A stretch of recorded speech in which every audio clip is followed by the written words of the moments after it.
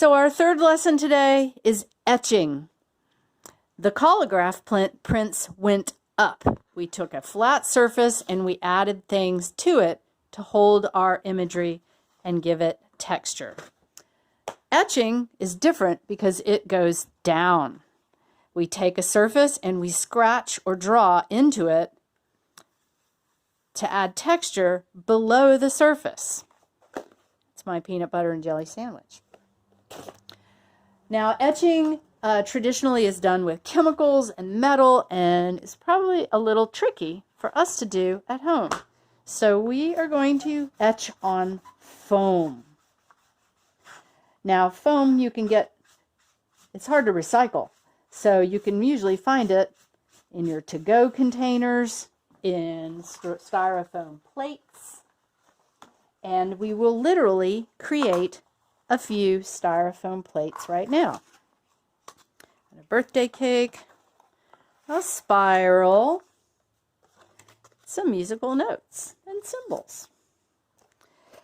The tricky thing with a styrofoam plate is that if you want to put letters or words, you have to draw them backwards. That can be challenging, so I suggest you draw everything on the back of the paper first. Draw it on the back. You should be able to see the lines coming through. Use your phone or another light source, even a window, to see the lines, and then you can transfer them to their upside down lettering. So the foam is soft. Anything pointy will make a mark. I'm using the wrong end of a paintbrush to get a broad mark. You could try using a regular ballpoint pen to get a smaller mark, or a dot, or create a pattern that has a lot of texture. The spiral has no texture, but the area around it has got lots of texture, from stripes and dots,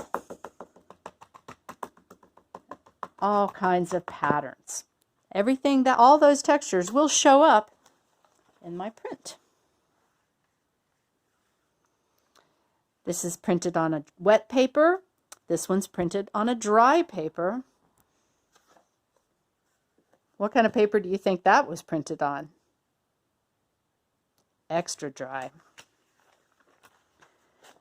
So when you print with the styrofoam, you're going to add color directly to the foam.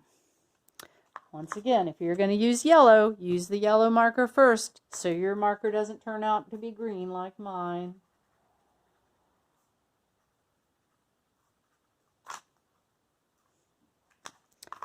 I've got lots of markers, so I can add as many colors as I want. Once again, we are using water-soluble markers, Crayola markers, the least expensive markers you can find at the dollar store, not your favorite Sharpie.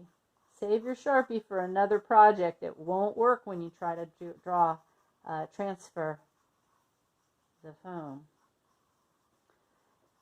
I'm adding the lightest colors first, and then I'm adding some darker colors on top.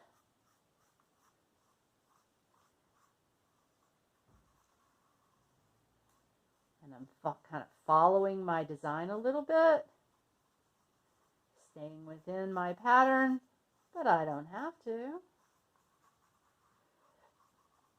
And one of the cool things about painting on your printing plate is that every time you do it, you can change the colors a little bit.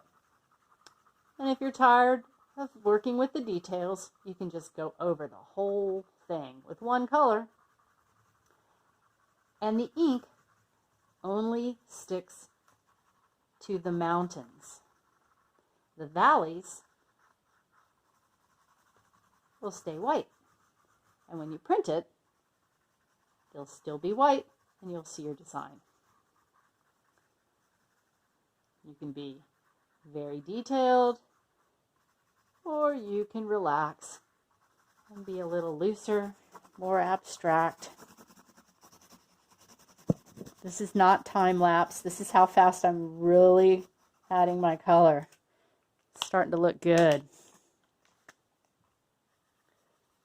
I want my spiral to be a little bit brighter, a little more contrast. And maybe I want some different green out here at the edges. Fill it all the way up.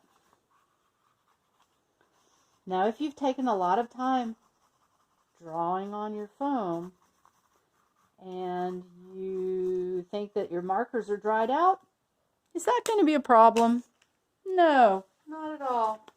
Because just like in our previous printing classes, our paper is moist or wet.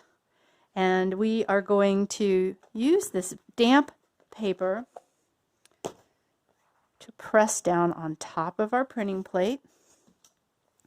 And I can use my hands. I can use a marker as a roller, rolling it back and forth.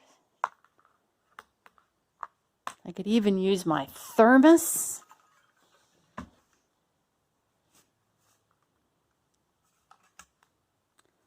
Or a bottle.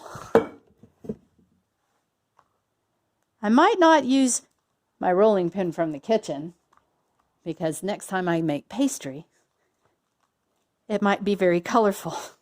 So if you were to use a rolling pin from your kitchen, you would probably never want to use it for food, only use it for art.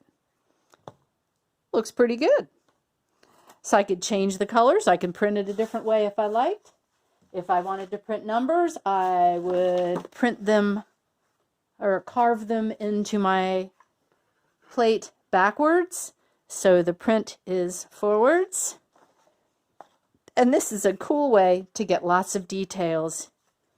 This is called foam etching, pushing the dents, pushing the lines down below the surface of the foam. Every time you push them down, that part will not get any ink from your markers. It will stay white and you'll have a pattern. Go for it.